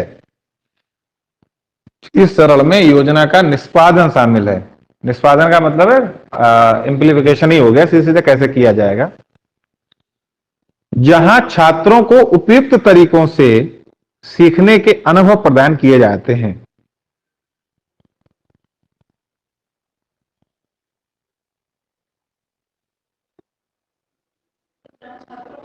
जहां छात्रों को उपयुक्त प्रकार से, उपयुक्त तरीकों से सीखने के अनुभव प्रदान किए जाते हैं।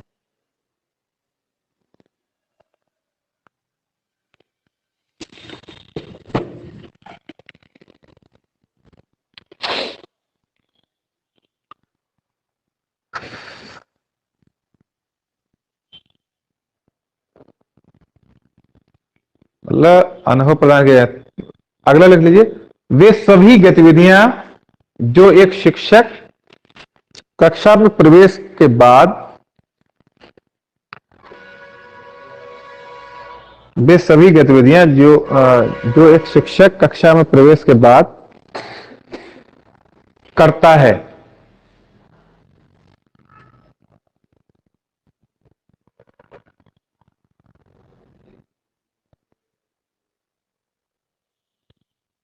वे शिक्षण के अंतःक्रियात्मक चरण के अंतर्गत सम्मिलित की जाती हैं। शिक्षण के अंतःक्रियात्मक चरण के अंतर्गत सम्मिलित की जाती हैं।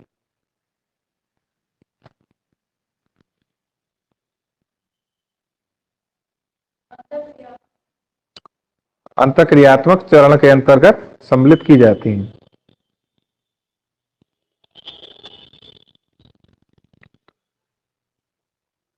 इसी में अगला पॉइंट लिख लीजिए, सक्रिय चरण में शामिल करने के लिए निम्नलिखित गतिविधियों का सुझाव दिया गया है।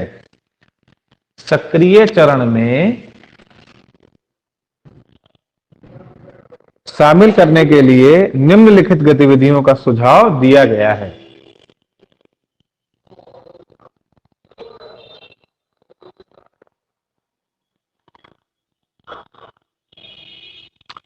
नंबर 1 लिख लीजिए, मतलब हाँ, रोमन अंक में नंबर 1 लिख लीजिए।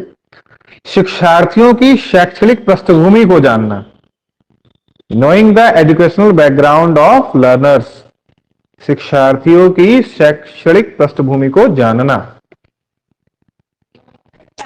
हाँ, knowing the educational background of learners. शिक्षार्थियों की शैक्षणिक पृष्ठभूमि को जानना।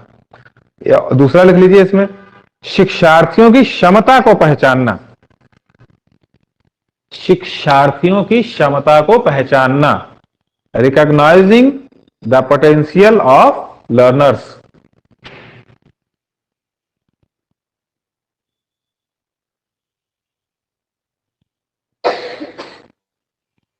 नेक्स्ट लिख लीजिए, शिक्षार्थियों की रुचियां और दृष्टिकोण को पहचानना। ये तो लिख ही लिया शायद, अभी यही बोला था। नहीं, ये नहीं बोला अभी, ठीक। शिक्षार्थियों की रुचियां और दृष्टिकोण को पहचानना, identifying learners interest and attitudes. शिक्षार्थियों की रुचियां और दृष्टिकोण को पहचानना।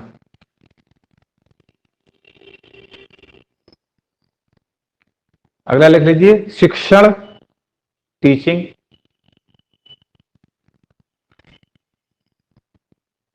इसके बाद लिख लीजिए, शिक्षार्थी का बोध।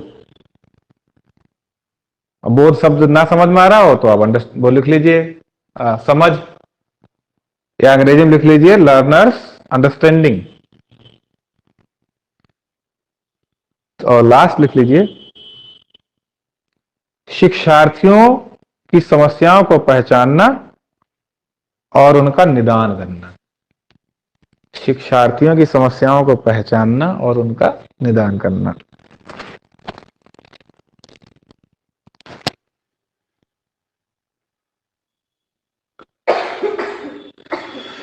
Identifying the solving of problem,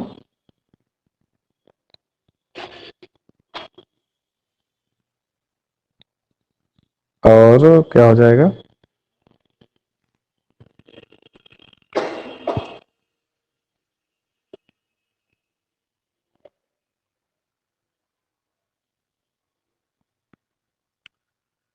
इसके बाद नेक्स्ट डाल लीजिए आप उत्तर सक्रिय चरण। शिक्षार्थी की समस्या को पहचानना तथा उसका निदान करना, identifying of the solving of the problem and clinical approaches. उत्तर सक्रिय चरण, इसमें लिख लीजिए 2-3 पॉइंट। हेडिंग डालिए उत्तर सक्रिय चरण, या जो हमने आपको बताया था उसमें आपको शिक्षणोपरांत अवस्था बताई थी, शिक्षणोपरांत अवस्था डाल लीजिए। उत्तर सक्रिय चरण डाल लीजिए, अंग्रेजी में डाल लीजिए आप पोस्ट एक्टिव फेज, या इसी को बोलते हैं और एवेल्युएशन फेज, मूल्यांकन चरण। मतलब शिक्षणोपरांत अवस्था, मूल्यांकन चरण बोलेंगे इसी को उत्तर सक्रिय चरण बोलेंगे, एक ही बात है सब। मतलब इसमें पॉइंट पॉइंट सीधे सीधे लिख लीजिए। पहला लिख लीजिए इसमें उत्तर सक्रिय चरण मूल्यांकन गतिविधियों से संबंधित है। उत्तर सक्रिय चरण मूल्यांकन गतिविधियों से संबंधित है। The post active phase concerns with evaluation activities. Post सक्रिय चरण या उत्तर सक्रिय चरण मूल्यांकन गतिविधियों से संबंधित है।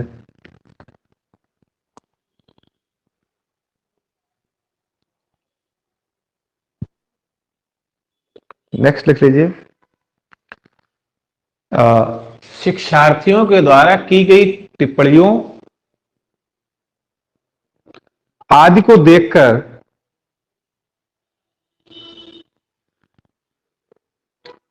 एवं उनसे पूछे गए प्रश्नों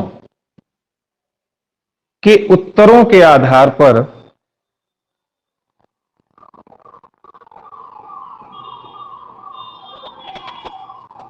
उनकी उपलब्धियों का सही मूल्यांकन किया जा सकता है। उनकी उपलब्धियों का सही मूल्यांकन किया जा सकता है।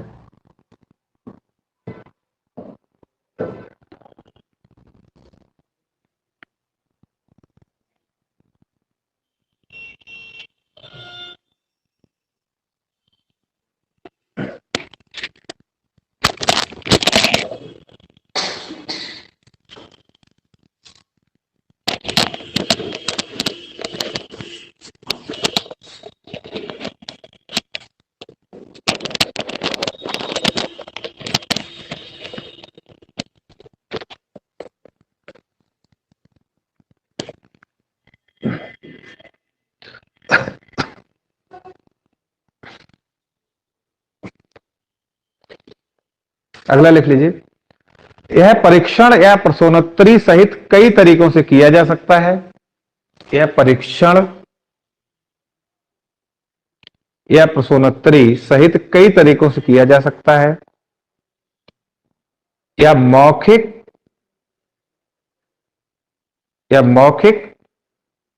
अथवा लिखित रूप में छात्रों की प्रतिक्रिया को देखकर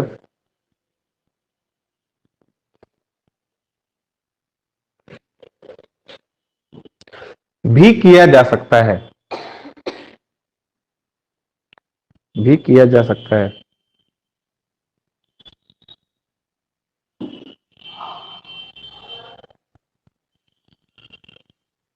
नेक्स्ट देख लीजिए।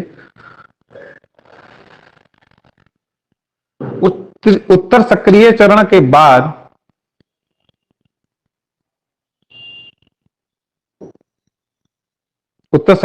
के बाद निम्नलिखित गतिविधियों का सुझाव दिया जाता है।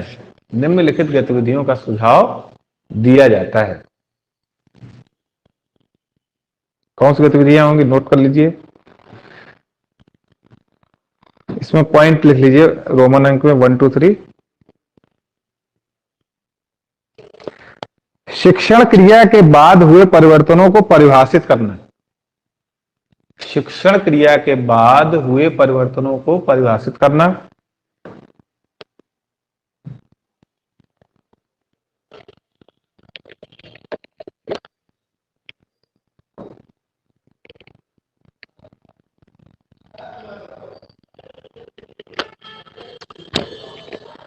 सेकंड लिख लीजिए, उपयुक्त परीक्षण उपकरणों और तकनीकों का चयन करना।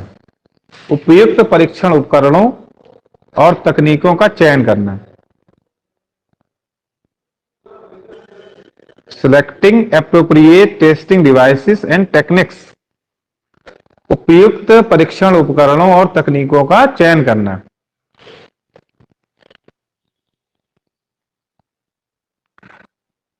और लास्ट लिख लीजिए इसमें, परिणामों के आधार पर अपनी रणनीतियों को बदलना।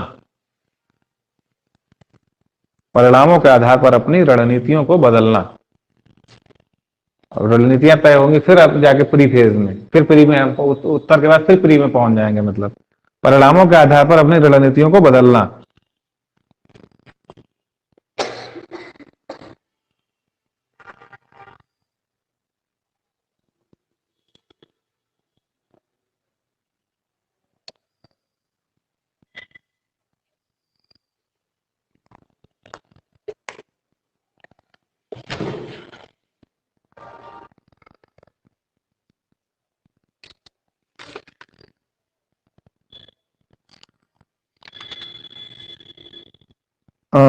इसमें अब लिख दीजिए पैराग्राफ चेंज करके, शिक्षण की तृतीय अवस्था में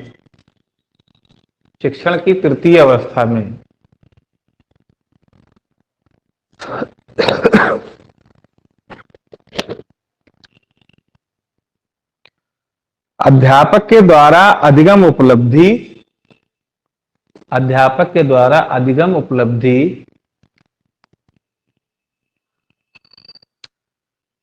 या प्रतिफल के स्तर तथा गुणवत्ता का आकलन करने के लिए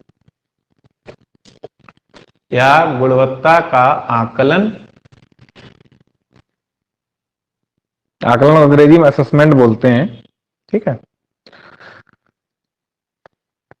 आकलन करने के लिए प्रयास करना आवश्यक हो जाता है।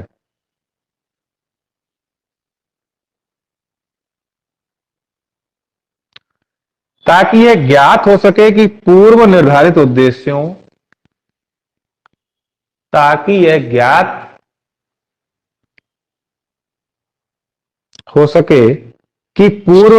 उद्देश्यों की प्राप्ति शिक्षणोपरांत हो पाई है अथवा नहीं। मतलब ये मेन ऑब्जेक्ट है इसका, कि जो उद्देश्य लेके चले तो पूरे हुए कि नहीं हुए। दोबारा बोल दे रहे, ताकि यह ज्ञात हो सके कि पूर्व निर्धारित उद्देश्यों की प्राप्ति शिक्षणोपरांत हो पाई है अथवा नहीं। पूर्ण विराम मतलब फुल स्टॉप। अतः इस अवस्था में दो प्रमुख प्रमुख कार्य किए जा सकते हैं।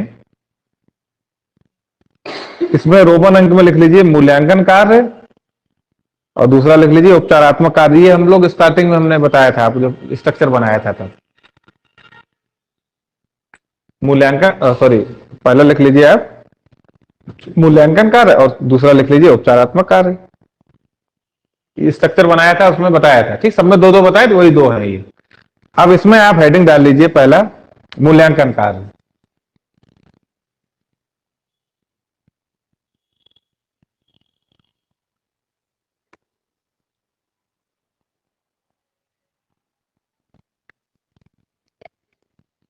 देखो मूल्यांकन का मतलब होता है, जनरली अगर हम लोग अगर देखें तो मूल्यांकन का मतलब होता है मूल्य का अंकन करना। मूल्य का अंकन करना, मूल्य एक ऐसा तथ्य है जो कि गुणवत्ता से संबंधित है, अच्छी अच्छी चीजों से संबंधित है।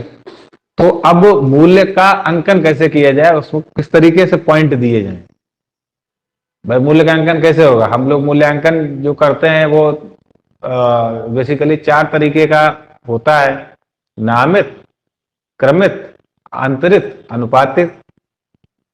हमारा वो विषय नहीं है हमारे टीचिंग में बताने का, लेकिन हम अगर कहीं पे कोई टॉपिक आया तो हमें चर्चा तो उसकी करनी पड़ेगी। Nominal, ordinal, interval and ratio, ये चार होते हैं। अगर मापन मूल्यांकन अगर पेपर है इस बार तो उसमें ये क्वेश्चन आपका ये मान के चलिए आउट है, पूछा जाएगा जरूर निश्चित। ये नामित, क्रमित, अंतरित, और ये पूछा जरूर जाता है कि नामित क्या है, क्रमित क्या है, अंतरित क्या है। तो नामित का मतलब तो सीधे सीधे है कि वह मूल्यांकन करना है तो हमने बस नाम का दर्ज कर दिया। कैसा नाम? बड़ा छोटा। अब कितना बड़ा है क्या पता है भाई? कोई चीज 2 किलोमीटर लंबी है, कोई चीज केवल 2 सेंटीमीटर है, लेकिन बड़ा छोटा कर दिया बस कि भाई बड़ा छोटा। बड़ा कोई मतलब ही नहीं। बड़ा छोटा मतलब ये थोड़ी ना है कि बस थोड़ा ही छोटा होगा। बड़ा छोटा पता नहीं चलेगा। उच्च, मध्यम, निम्न कर दिया हमने। ठीक है, तो बस केवल नाम से ही केवल हो गया। क्रम से, क्रम का मतलब हो गया जाके कि मतलब ये तो केवल मूल्यांकन नाम के आधार पर हो गया। जैसे जैसे ग्रामीण शहरी हो गया। ठीक है, मतलब ग्रामीण शहरी हो गया या कला वर्ग और विज्ञान वर्ग हो गया। ये डिवाइडेशन हो गया ना भाई, ये मापन हो गया, मतलब मापन के प्रकार हैं ये। और क्रमित वाले में थोड़ा क्रम का हो जाता है कि फर्स्ट, सेकंड, थर्ड जो पहले बता रहे थे वो क्रमित वाला है। तो इसी तरीके से अंतरित वाले में थोड़ा सा एक निश्चित अंतराल के बाद पता चल जाता है। रेशियो वाले में सीधे सीधे होता है कि भाई 1:2:3 इस तरीके से होता है। तो ये तो हमने आपको ऐसे ही बताया कि मूल्यांकन में हम लोग इस तरीके से मूल्यांकन करते हैं। तो मूल्यांकन में तो अब मूल्यांकन में अंक कैसे दिया जाएगा, कैसे क्या किया जाएगा, तो उसके लिए हमें कुछ तकनीकों की जरूरत पड़ेगी। तकनीक मतलब टेक्निक्स एंड टूल्स, तकनीक और उपकरण। अब उपकरण का क्या मतलब है? उपकरण का क्या मतलब बताओ, कुछ पता हो तो। उपकरण का मतलब यहाँ पे ये उपकरण नहीं कि मोबाइल हमें टांगना है तो ये स्टैंड उपकरण हो गया, लिखना है तो लिखने का उपकरण पेन हो गया। ठीक है, ये उपकरण है भाई, चैन है मतलब बंद करने के लिए उपकरण हो गया। ये उपकरण नहीं है।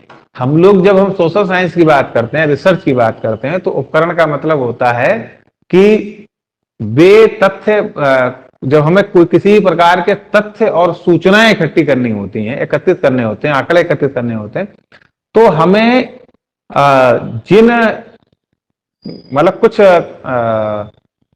क्वेश्चन आंसर या कोई राय लेने के लिए हम लोग जो बनाते हैं, प्रश्नावली बनाते हैं, ठीक है, या चेकलिस्ट बनाते हैं, हाँ नहीं, बहुत अच्छा, बहुत खराब, बहुत बुरा, ठीक है, सहमत, असहमत, ठीक है, कुछ भी मतलब हाँ नहीं, इस तरीके से भरवाते करते हैं। तो ये टूल्स हैं। ठीक है, वो आपका निबंधात्मक परीक्षा हो सकती है, डिस्क्रिप्टिव पैटर्न में, ऑब्जेक्टिव हो सकती है, टिक लगाने वाली हो सकती है, कुछ भी हो सकती है। तो ये सारी चीजें क्या है, ये टूल के अंतर्गत आते हैं। और टूल में हमें इसमें टूल की जरूरत पड़ती है। इसको पूरा हम खत्म ही करा दे रहे हैं, थोड़ा 5 मिनट और लेंगे। हैं, इसको नोट कर लो।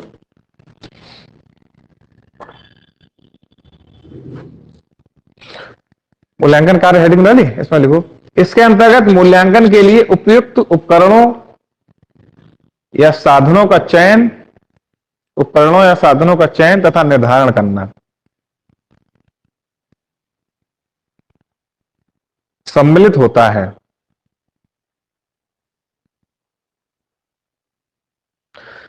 जैसे शाब्दिक, शाब्दिक, अशाब्दिक, व्यवहारिक, क्रियात्मक आदि।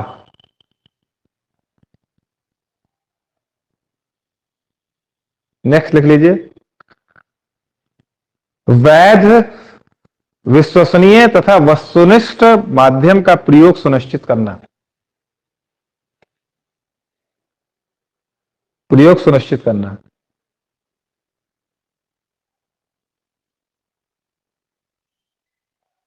अगला लिख लीजिए, छात्रों के उत्साहवर्धन हेतु पुनर्बलन,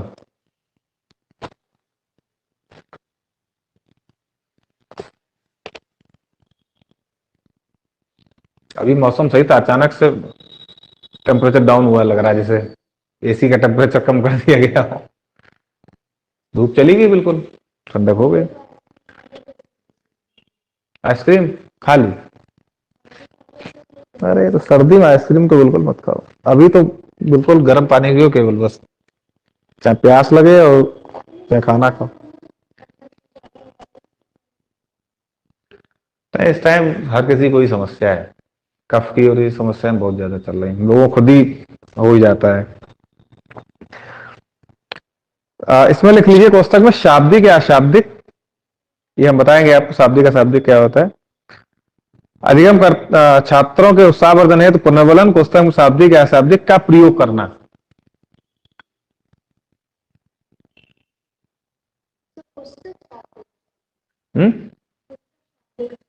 नहीं नहीं नहीं, पुनर्बलन बोला था, पुनर्बलन। शाब्दिक पुनर्बलन होता है, शाब्दिक पुनर्बलन होता है। शाब्दिक पुनर्बलन भाई हो गया, भाई अशाब्दिक मतलब हो गया, हम मुंह से नहीं बोले, ऐसे कर दिया, ऐसे करके कर दिया, हाँ थोड़ा सा मुस्कुरा दिए, मतलब ठीक है किसी तरीके से कह दिया, कुछ भी मतलब इशारा कर दिया, इशारे से हो जाएगा वो। आप अगर देख पुनर्बलन वाला अगर पढ़ेंगे तो आ जाएगा समझ में। अगला लिख लीजिए, मूल्यांकन के उपरांत प्रतिफल के बारे में उपयुक्त प्रतिपुष्टि, उपयुक्त प्रतिपुष्टि यानी कि फीडबैक। कोष्टक में लिख लीजिए सकारात्मक या नकारात्मक प्रदान करना। प्रतिपुष्टि जरूरी थोड़ा ना पॉजिटिव ही हो, पॉजिटिव नेगेटिव सब बताया जाएगा उसमें। जैसे किसी बच्चे ने, जैसे हमने बताया मैक्रो टीचिंग में बच्चे ने पढ़ाया, तो हम उसको दोनों चीजें उसको बताएंगे ना, कि इनका राइटिंग बहुत अच्छी है लेकिन इनकी आवाज इनकी धीमी है, पीछे तक नहीं पहुंच रही, तो दोनों चीजें हो गई भाई, सकारात्मक भी हो गया नकारात्मक भी हो गया। इसके बाद आप हेडिंग डाल लीजिए उपचारात्मक कार्य।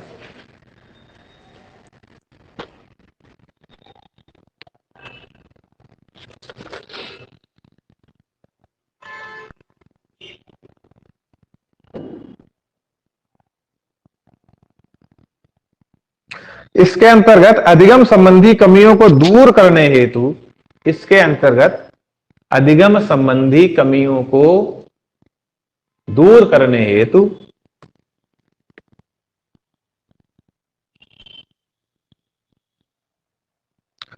प्रतिफल में सुधार हेतु प्रयत्न किए जाते हैं।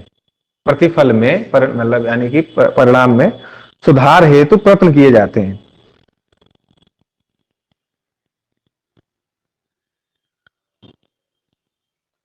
अगला लिख लीजिए,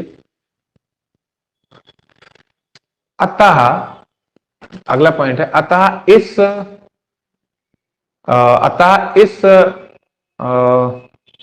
क्या बोलेंगे, इस भाग ही लिख लीजिए, अतः इस भाग में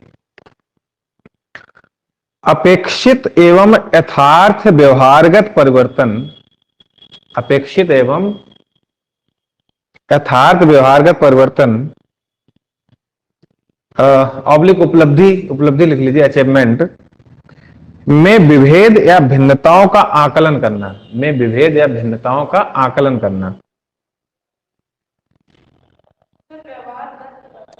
व्यवहारगत परिवर्तन ऑब्लिक विभेद या भिन्नताओं का आकलन करना। या केवल भिन्नताओं लिख लीजिए, एक ही बात है, थोड़ा किताबी भाषा हो रही है। भिन्नताओं का आकलन करना। अगला लिख लीजिए, शिक्षण तथा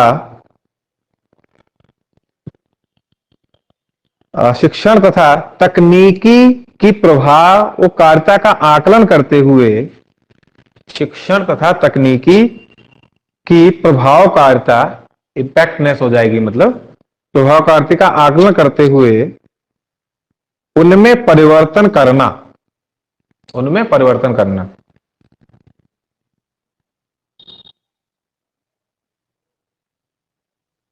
अगला लिख लीजिए, सुधारात्मक योजना को प्रस्तुत करना।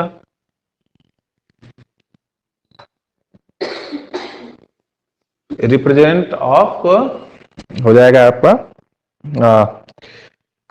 Improvement planning. अगला लिख लीजिए, कठिनाइयों तथा त्रुटियों के निराकरण के लिए प्रयत्न करना। कठिनाइयों तथा त्रुटियों के निराकरण के लिए प्रयत्न करना।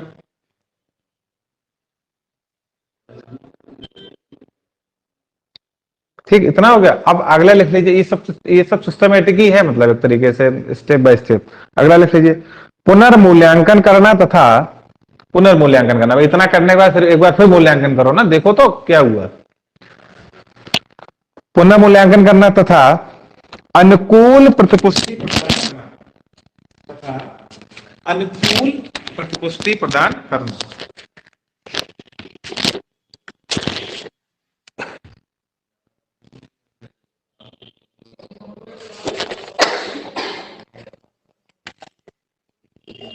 ठीक, तो ये आपका चैप्टर एंड हो गया। मतलब स्टेजेस ऑफ शिक्षण की अवस्थाएं हम बोल सकते हैं, ऐसे शिक्षण के स्तर बोल सकते हैं, या शिक्षण के चरण बोल सकते हैं। ये आपका